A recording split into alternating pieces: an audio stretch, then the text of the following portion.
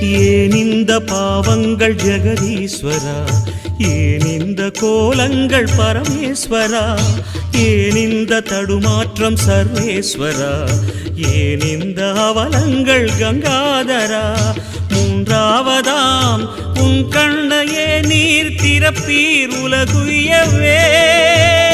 ஆதி அறியாமலே வாழ்ந்து வரும் வாழ்விலே ஆசைகளின் ஆட்டமே பாரு. வாழ்க்கையில் சாவியும் ஆழியில் வீழ்ந்ததே, வழி என்பதென்ன இனி கூறு.